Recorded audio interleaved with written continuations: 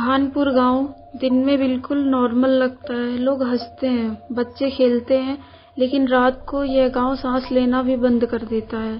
इस कहानी की शुरुआत होती है जिया से। 19 साल की लड़की, सीधी सादी, पर पिछले 1 महीने से वो बदल गई थी। सब कुछ शुरू हुआ एक रात। उसकी आंख अचानक खुली। घड़ी में टाइम था 3:07। रूम बिल्कुल अंधेरा और अचानक उसे महसूस हुआ कमरा बर्फ जैसा ठंडा हो गया है। उसकी सांस फूलने लगी। तब उसे लगा कोई उसके बेड के पास खड़ा है। वो हिली भी नहीं, बस आंखें बंद करके पड़ी रही। फिर उसने सुना, मैं आ गया जिया।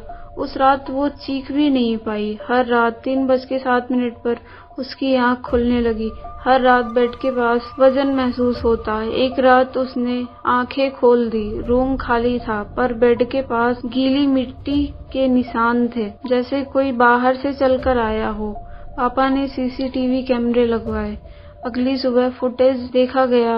3:06 पर सब नॉर्मल। 3:07 पर स्क्रीन बिल्कुल बंद हुई और फिर जिया हाईवे में चलती हुई दिखी। लेकिन जब पापा उसके कमरे में गए, वो बेड पर सो रही थी। उस रात जिया ने कहा, मैंने दरवाजा खोला।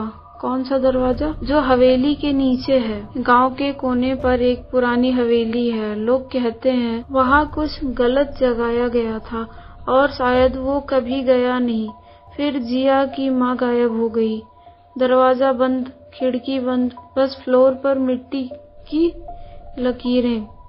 सीधा जिया के कमरे तक। जिया बेड पर बैठी थी। उसकी उंगलियों पर खून था। माँ अंदर चली गई। दरवाजे के उस पार उसकी आंखें पूरी काली हो चुकी थी।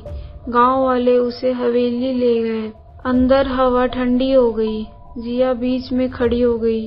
उसके पीछे काला धुआं जमा होने लगा। 2 लाल आंखें चमकी। एक आवाज गूंजी, 50 साल का इंतजार। दिया बुझ गया। जिया हवा में उठ गई और बोली, इस बार मैंने उसे बुलाया है। अगली सुबह जिया नहीं मिली। पापा नहीं